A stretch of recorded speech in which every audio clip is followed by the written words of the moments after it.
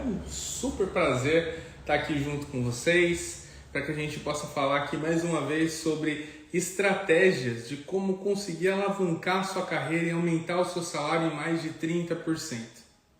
E a gente faz isso através de discutir aqui alguns conhecimentos que são muito importantes que vocês tenham e também posicionamento, de como você consegue mudar a forma com que você enxerga a sua carreira de modo a potencializá-la. Bem, para que a gente possa começar aqui de uma maneira que todos vocês que estão assistindo aqui também possam me conhecer melhor, meu nome é Júlio de Lima, prazer. Eu sou especialista em testes de software e também já atuo na área há mais de 12 anos. Tenho um bacharel em engenharia de software, também uma especialização em docência no ensino superior e também um mestrado em engenharia elétrica e computação com foco em inteligência artificial e testes. E recentemente alavanquei a minha carreira conseguindo atingir o meu grande objetivo, que era de morar e trabalhar nos Estados Unidos. E hoje vivo aqui em Orlando, na Flórida, junto com a minha família. Bem, o nosso episódio de hoje é para falar especificamente sobre como entender na prática a aplicação de testes de software dentro do seu contexto atual. Vamos pensar assim, para que a gente possa falar sobre testes de software, é necessário que a gente tenha o conhecimento sobre como validar um produto de software. É isso que, no final das contas, se refere testes de software. Mas a gente tem, dentro dessa atividade, não apenas o fato de você ir lá e colocar algumas informações, clicar em um botão para que o software comece a processar os dados e então te devolva uma resposta dizendo se aquilo funciona ou não, né? Se aquilo teve ou não uma resposta satisfatória. Existem outras características que estão relacionadas diretamente ao fato de você estar testando uma aplicação. São características como, por exemplo, o que a gente conhece como testes não funcionais. Pode ser que, se você ainda é novo ou nova na área, você não entenda muito sobre isso, mas para alguém que já atua na área há muito tempo, vai com certeza ter ouvido esse termo em algum momento. Testes não funcionais. E a gente tem ali, dentro dessa mesma categoria, vamos chamar assim de tipos de teste, um outro tipo de teste, que é o teste funcional. Mas entenda agora onde está aqui o problema. O problema está no seguinte. Se você vai perguntar para uma pessoa que já está na área, 5 anos, e uma outra pessoa que está na área há 12 anos, se você pergunta qual é a diferença entre teste funcional e teste não funcional, cada uma dessas pessoas vai ter uma descrição distinta, uma definição distinta do que é teste funcional e o que é teste não funcional. Quer ver um outro exemplo? Teste de integração e teste de unidade. Mesma coisa, pega lá uma pessoa que tenha 3 anos de experiência e uma outra pessoa que tenha 6 anos de experiência e uma outra pessoa que tenha 12 anos de experiência e pergunta para essas 3 pessoas qual é a diferença entre teste de unidade e teste de integração. E cada uma delas vai falar de uma forma distinta também. Pega um outro termo, testes caixa preta e testes caixa branca. Vai perguntar novamente para essas pessoas a diferença e cada uma delas vai falar de uma forma distinta. Entendem aqui que até agora a gente está falando sobre conceitos? Estamos falando sobre conceitos em testes de software. E a gente está perguntando sobre esses conceitos para pessoas, não são para pessoas que são iniciantes na área, não. A gente está perguntando sobre esses conceitos para pessoas que já estão na área há muito tempo. E a gente está encontrando dificuldades em conseguir que elas conversem a mesma língua. Consegue entender aqui a dificuldade de você aplicar teste de software na prática? Por que existe essa dificuldade? Essa dificuldade existe por algumas razões. Eu vou falar aqui sobre algumas delas. Primeira razão. As pessoas geralmente não gostam de ler. Então, se a gente for, pegar aqui o número total de pessoas que assistem esse vídeo, a gente fizer uma pesquisa e falar assim, olha, quais foram os últimos títulos de livros, que você leu, os últimos livros que você leu sobre testes de software nos últimos 3 meses. Vamos nem colocar semanas, nos últimos 3 meses. Você vai perceber que uma grande maioria das pessoas não vão ter lido nenhum livro. E aí a gente pensa, talvez seja porque o livro ele puxa, tem muitas páginas. Não, vamos reduzir um pouco. E a gente reduz um pouco o escopo e fala assim, olha, quais foram os últimos artigos científicos que você leu? Porque se a gente for pensar num livro que tem lá 300 páginas e um artigo científico que tem 20, puxa, talvez eu tenha lido um artigo científico. Vamos lá, pessoal, votem aí. Quem que leu um artigo, pelo menos um artigo científico, não melhor, qual foi o número de artigos científicos que você leu nos últimos 3 meses? E você vai perceber que o número também vai ser baixo. Aí você reduz um pouco mais o nível de qualidade e profundidade do conteúdo. E você fala, bom, então vamos pensar agora num post, um pequeno artigo, que vai ter lá, sei lá, questão de parágrafos, entendeu? Sei lá, 15 parágrafos. Vamos lá, digam aí, quais foram os últimos artigos que vocês leram sobre testes de software? E aí você vai ver que também o número vai ser muito pequeno. Por quê? Porque as pessoas novamente não gostam de ler. Agora, se você for perguntar para essas mesmas pessoas quais foram os conteúdos breves e rápidos que elas consumiram nos últimos 3 meses, aí tem muita coisa, entendeu? Então vai ter lá assim, quem aqui viu uma imagenzinha no Instagram falando sobre teste de software? Quem foi que leu algumas imagenzinhas no Instagram, num carrossel, Ou quem é que viu algum Reels, o Reels, por exemplo, aqueles videozinhos de 1 minuto que são bem rapidinhos, Quantos você consumiu nos últimos 3 meses? Aí sim, você vai ver que as pessoas consumiram um número muito alto deles. O que acontece aqui não é que você não deve consumir conteúdos rápidos, não é isso. É que o conteúdo rápido ele é pensado como sendo uma espécie de um resumo de um conteúdo maior, que é um resumo de um conteúdo maior ainda. Tá entendendo? Eu não estou dizendo para vocês, pessoal, que vocês não devem consumir conteúdos rápidos. Não, você deveria sim consumir conteúdos rápidos. Entretanto, os conteúdos rápidos, eles são resumos de o que é, ok? O que na verdade, um conteúdo mais completo, mais complexo, que você deveria ler também. O conteúdo rápido, ele te traz uma proximidade melhor. Por quê? Porque você pode assistir ou ver e ter uma sacada rápida. O conteúdo rápido seria, por exemplo, um videozinho que eu produzo aqui no Instagram, por exemplo, para demonstrar um assunto sobre teste de software de maneira rápida. Ou uma imagenzinha bonitinha, coloridinha, que eu trago para você algum conteúdo falando sobre teste de software. Ou um carrossel com várias imagens trazendo para você alguma, reflexão sobre testes. Esses conteúdos rápidos, eles são muito mais consumidos do que artigos super complexos. Então o que acontece?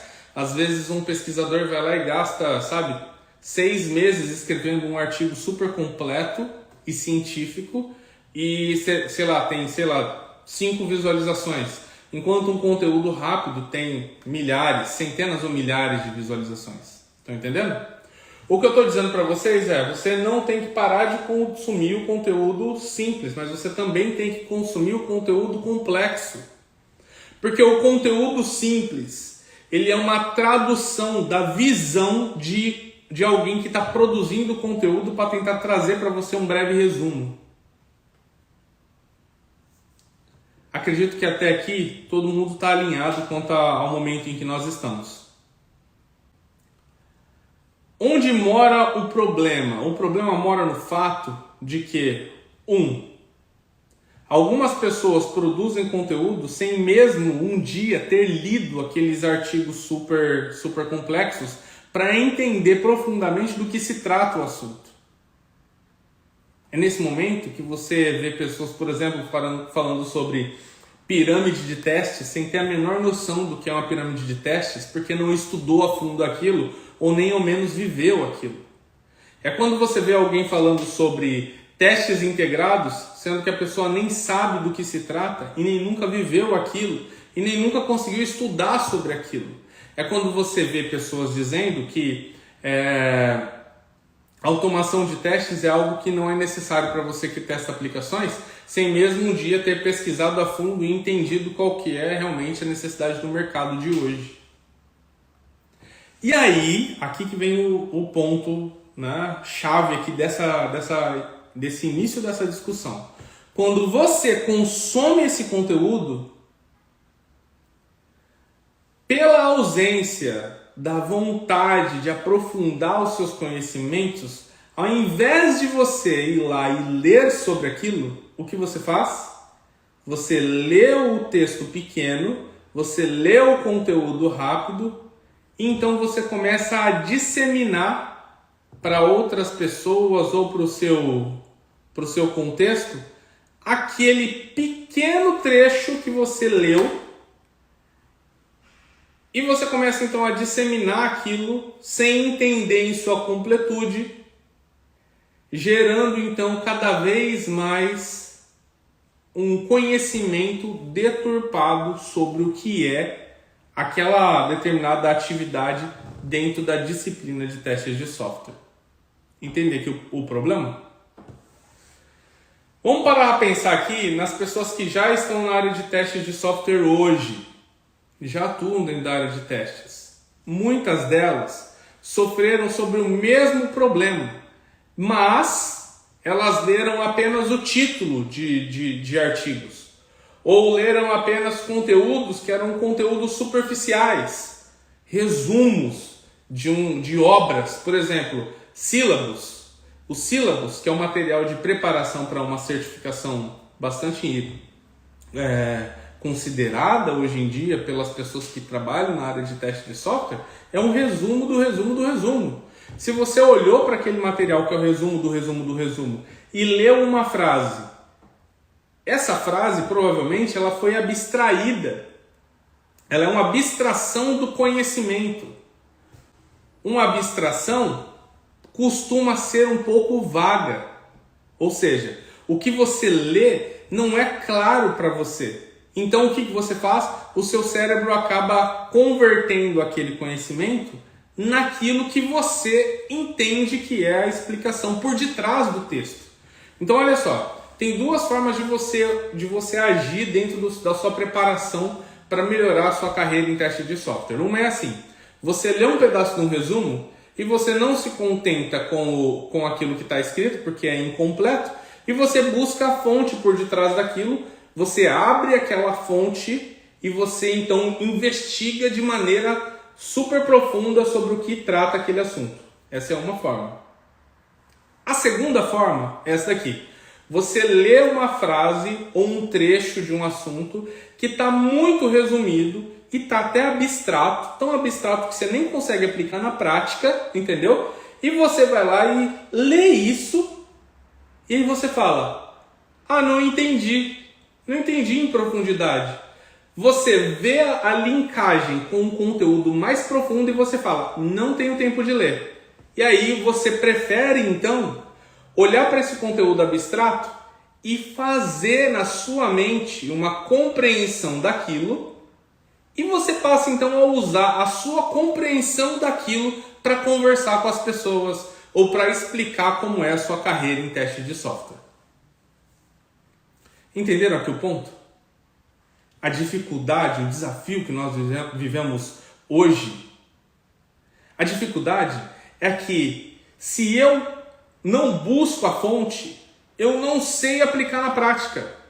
Eu não sei como que é que aquilo realmente é esperado que seja aplicado na prática. Por quê? Porque eu só li o resumo. E se eu só li o resumo, eu vou ter que completar, né? É como se fosse assim pensa numa, sei lá, uma caixa de ovos, né? Você foi lá numa feira e você foi comprar uma dúzia de ovos e quando você abre a caixa, você percebe que tem 6 ovos lá dentro. Você precisa completar aqueles espaços com outras coisas. Então você começa a criar ovos que quem colocou não foi a galinha em si, mas sim o seu cérebro processando o que poderia ser aquilo.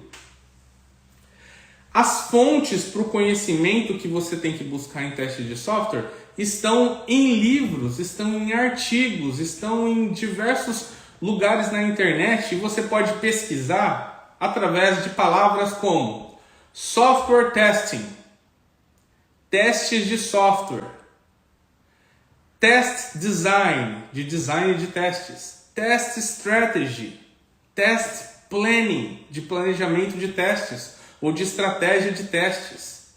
Você pode pesquisar sobre testes de software e isso vai te trazer muitas fontes. E você então começa a ler as fontes uma a uma. E acontece uma coisa extraordinária, que acontece muito quando você está pesquisando sobre um assunto. Sabe o que é? Uma fonte puxa a outra. Você vai notar que um artigo é bom mesmo quando esse artigo tiver com referências embaixo. Então você vai ler sobre um texto e lá embaixo vai ter assim, referências. E vai ter outras fontes de conhecimento de onde aquele conhecimento brotou. Então eu falo assim, por exemplo, vou escrever um artigo. Eu escrevo um artigo com base em quê? Só na minha mente? Não, na minha mente em o que eu li em outros vários livros ou artigos científicos. Então o que eu faço? Escrevo um artigo. Eu leio esse artigo e lá embaixo eu falo qual é a fonte. E clico na fonte e leio a fonte. E nessa fonte vai ter uma outra ideia que foi composta com base em outras fontes. Então eu vou adentrando a esses conhecimentos. Uma outra dica que eu dou para vocês é a seguinte. Todas as vezes que você escutar falar sobre um termo em teste de software, vá para o Google, digite aquele termo e leia pelo menos os 3 primeiros artigos que você encontrar sobre aquele determinado termo. Leia eles.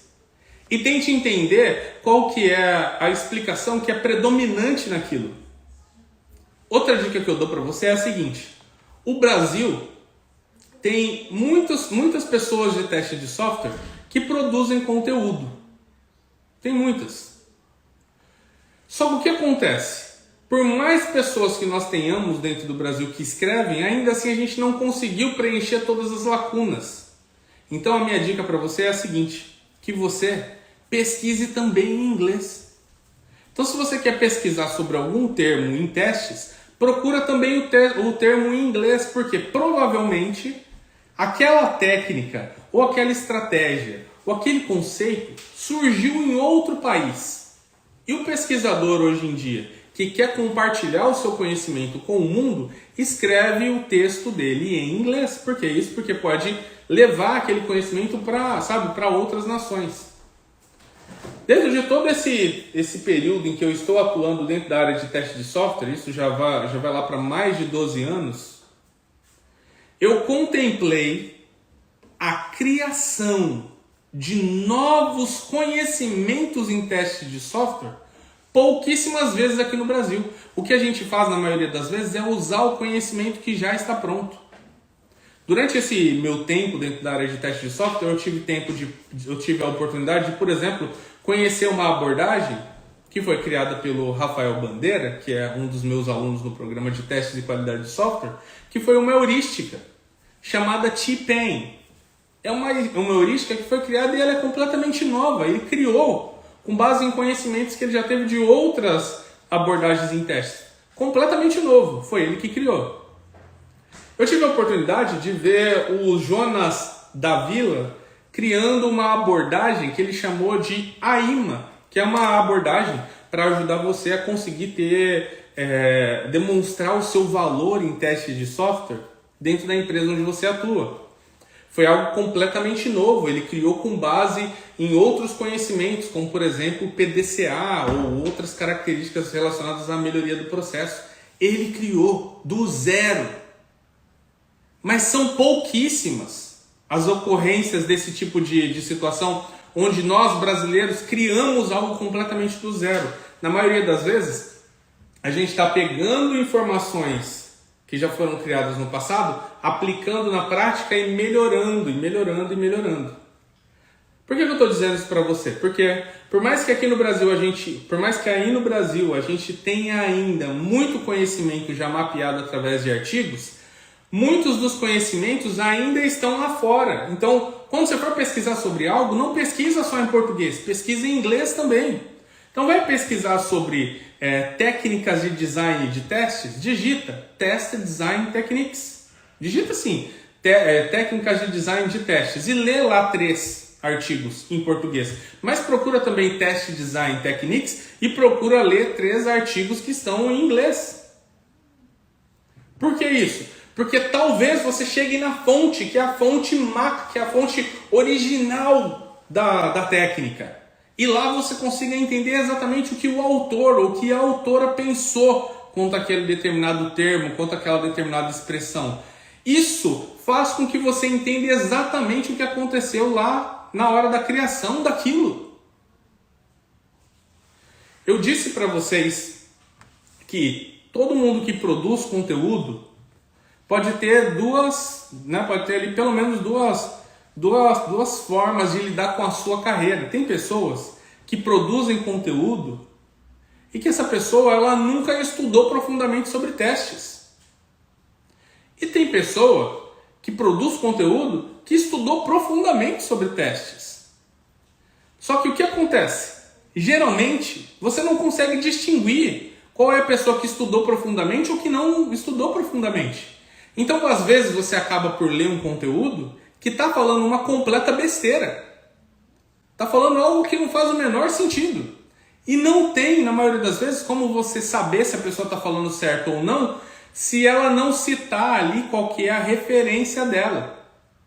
Porque se a pessoa escreveu um monte de baboseira e lá embaixo está referenciando a referência de onde que a pessoa tirou aquilo, você pelo menos pode ir lá na fonte e entender, olha, a pessoa que escreveu esse conteúdo, ela não sabia muito bem do que estava falando, mas pelo menos citou a fonte, eu estou sabendo aqui do que se trata.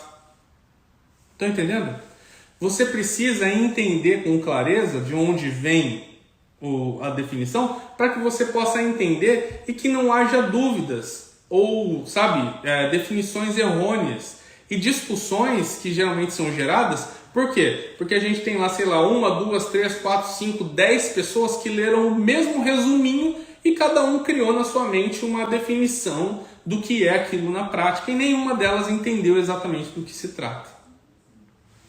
A dificuldade em implementar teste de software na prática hoje vem disso. Dessa ausência do conhecimento profundo sobre teste de software. Então, quando alguém, por exemplo, fala assim, olha, eu ouvi falar de uma técnica chamada tabela de decisão. A tabela de decisão é uma técnica que é utilizada para que você consiga, então, identificar quais são alguns casos de teste que poderiam ser escritos e que poderiam ser executados para quando você tem uma situação muito específica, que é de você ter entradas de dados que são condicionais, elas são correlacionadas. Então, a combinação de uma com a outra pode gerar uma coisa que vai ter um resultado A, enquanto a combinação de uma outra com a outra vai gerar um outro resultado, que é o resultado B. A tabela de decisão te ajuda muito quanto a isso. Só que daí, você leu sobre a tabela de decisão em algum lugar, que era só um resumo, e isso fez com que você não entendesse. Faltou em você a coragem e o desejo de ir lá pesquisar a fundo, e aí você ficou só com aquela definição breve. Quando alguém te pergunta, será que a gente deve aplicar tabela de decisão aqui nesse exemplo? Você fala assim, não, tabela de decisão não funciona não. É só esses negócios que as pessoas escrevem por aí, mas não funciona na prática. Quer testar na prática? Vai lá e sai clicando na aplicação.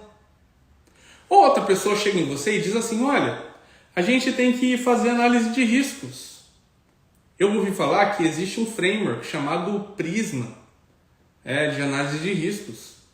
O que você acha? Será que dá pra gente aplicar aqui na prática? E aí você fala assim, eu não sei não como aplica, sabe por quê? Porque eu li um resumo e a pessoa que escreveu não sabe escrever muito bem. Então não dá para saber exatamente como aplica aqui na prática.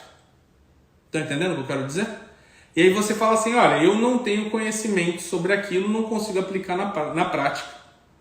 Tem ainda uma outra característica que permeia nós, as pessoas que atuam como em teste de software, que é o ego. E o ego é um negócio que te atrapalha muito, que é assim, olha, eu não preciso desse negócio de técnica não. Eu tô na área já tem 12 anos. Não preciso de negócio de técnica. Eu sei como testar isso daqui. Não, mas tem a técnica. Não, esquece a técnica. Eu sei como testar isso daqui. Vai por mim. Isso também é algo que é muito comum. Sabe, aquela como que eu vou dizer assim, aquela crença de que, nossa, eu já sou um profissional completo. E junto com aquela ausência do tempo destinado a realmente aprender sobre as coisas por detrás do que é a terminologia. A gente consegue identificar isso se hoje você perguntar para você mesmo assim, olha, pega uma folha de papel e começa a escrever quais são os termos relacionados a teste de software que você conhece. Então você vai riscar lá, caso de teste, teste automatizado, design patterns, métricas de teste. Você vai começar lá a escrever. Aí depois eu digo para você, vai lá e fala, quando foi a última vez que você leu um artigo técnico que não fosse o sílabus e que te demonstrasse exatamente como cada uma dessas coisas funciona? E aí você vai perceber que vai ter muitos desses termos que você já ouviu falar, você nunca conseguiu aplicar na prática porque você não tinha o conhecimento do todo, mas que agora você vai ter a oportunidade de ter. Entendem agora por que é tão difícil implementar teste de software na prática?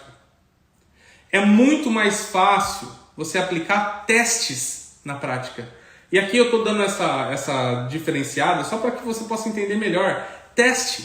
Qualquer pessoa testa. Agora, fazer teste de software é diferente. É uma disciplina que quem consegue aplicar de maneira eficiente são as pessoas que entenderam profundamente sobre o que é cada um desses termos e como se aplica isso no seu dia a dia. Mas para fazer isso, precisaram estudar muito e buscar com afinco para entender e trazer para a prática e fazer com que aquilo funcione dentro do seu dia a dia. Quantas pessoas você conhece que fizeram isso? Se você for contar, você vai contar no dedo quantas você conhece que fez dessa forma. Cada um de vocês que está aqui hoje assistindo esse vídeo tem a oportunidade de hoje mudar todo esse passado que foi nos consumindo e nos levando para um lugar onde não é um lugar onde nós temos a maior eficiência possível dentro da nossa profissão.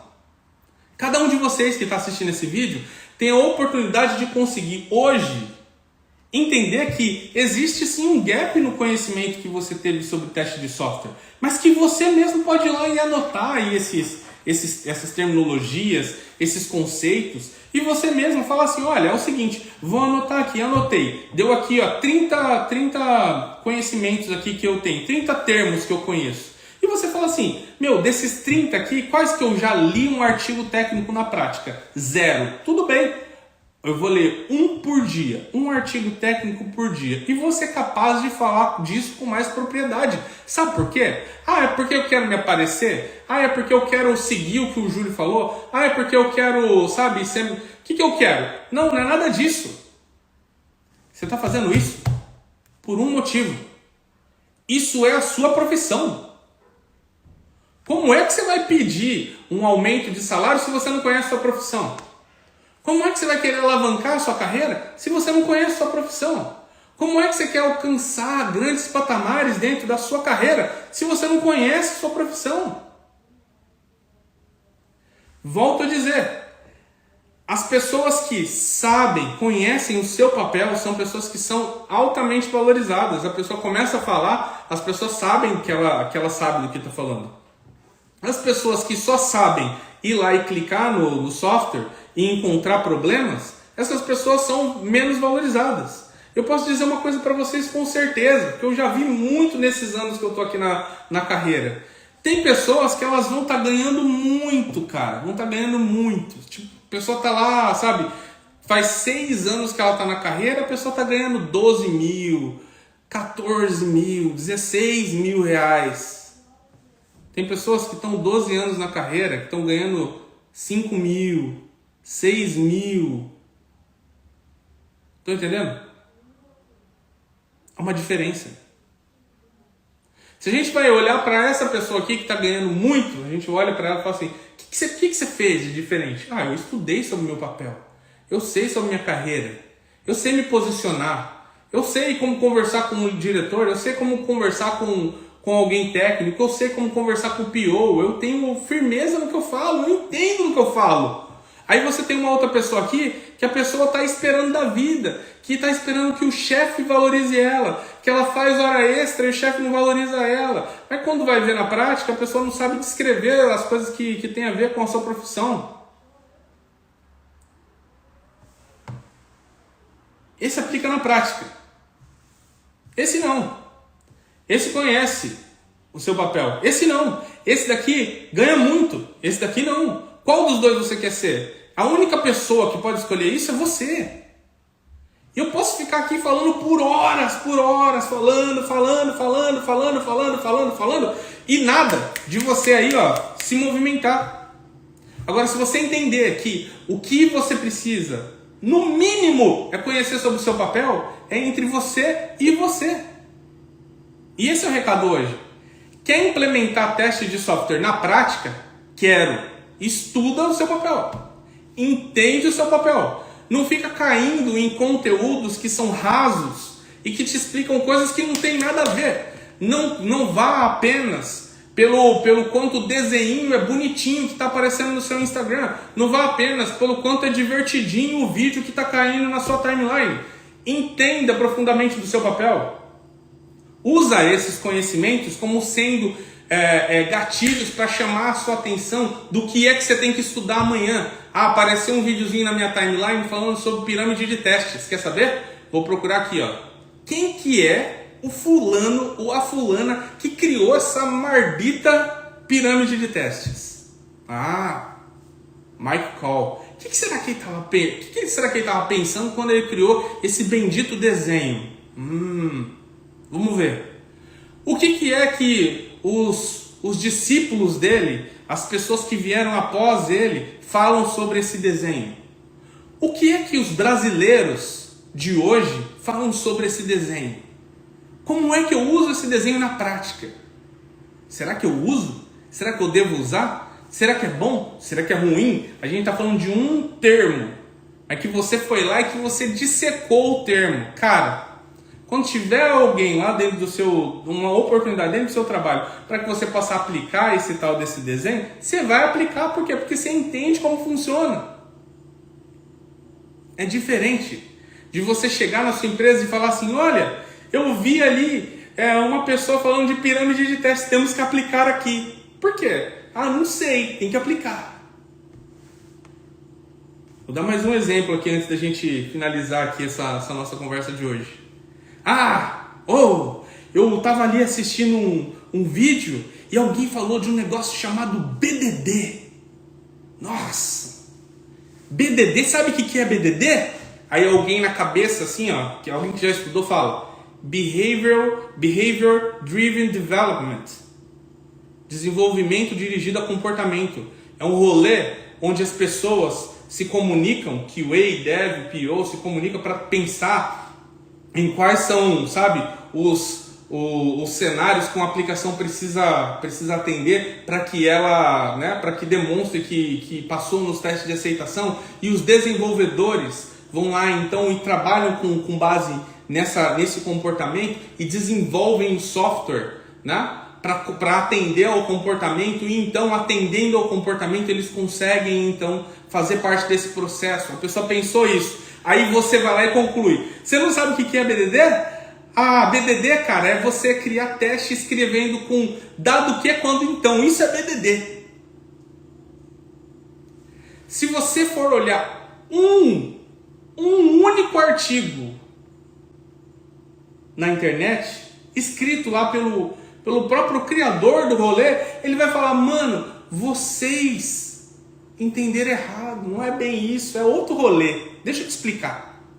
Você vai encontrar vários posts de outras pessoas dizendo, não é isso, é outra coisa, não é isso, é outra coisa. E aí você vai perceber que, por exemplo, nesse caso especificamente, tem muita gente que chama um negócio, que é uma escrita de um cenário, sabe, numa sintaxe chamada Gherkin, de BDD, sendo que BDD é um processo que é utilizado por desenvolvedores para conseguir desenvolver um software baseado sim, no comportamento. E aí, como você não pesquisa e você só ouve as pessoas falando, você assimila aquilo e gera coisas da sua cabeça quanto ao que é a definição daquilo, sem ao menos um dia ter pesquisado sobre aquilo nas suas raízes.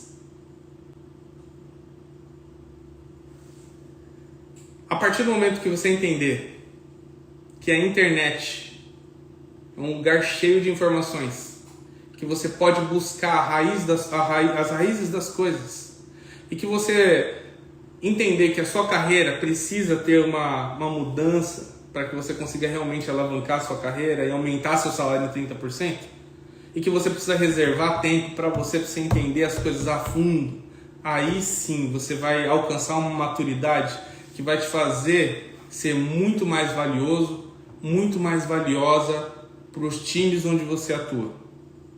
Entende? Vai te dar a confiança que você precisa para conseguir entender aonde é que a sua carreira tem que ir. Se no começo aqui desse vídeo eu estava falando que eu ajudo você a alavancar a sua carreira e aumentar o seu salário em mais de 30%, e você entendeu que isso é um passe de mágica, ou que eu tenho alguma fórmula mágica, que do nada você alavancou a carreira, ganhei 30% de aumento, você estava completamente enganado. Sabe o que significa alavancar a carreira e aumentar seu salário em 30%? Significa definir objetivos claros, buscar com afinco, entender o seu papel profundamente, mudar o seu posicionamento, entender como você consegue impactar a sua carreira e segurar o volante dela e dirigir para onde você quer ir. É sobre isso o alavanque de carreira. A partir do momento que você entender que é você que dirige sua carreira, aí você vai entender como é que faz para alavancá-la e como faz para conseguir ter o aumento de salário. Sabe, talvez não seja só 30, seja 40, seja 50. Aí você precisa entender esses fundamentos, porque isso é um mínimo. Porque você hoje atua dentro da área de teste, você tem que conhecer seu papel, é o mínimo. Continuem consumindo meu conteúdo, estou sempre compartilhando conteúdo com vocês para que vocês possam então melhorar cada vez mais dentro da sua carreira. Lembrem-se, vocês são as pessoas que podem mudar a forma com que você dirige a sua carreira. É com você, entendeu? Não tem amigo, não tem chefe, não, é você e você mesmo, entendeu? Então corre atrás, busca com afinco, entendeu? E vocês vão conseguir, eu tenho certeza. Um abraço! Sucesso para vocês, galera. Tchau, tchau.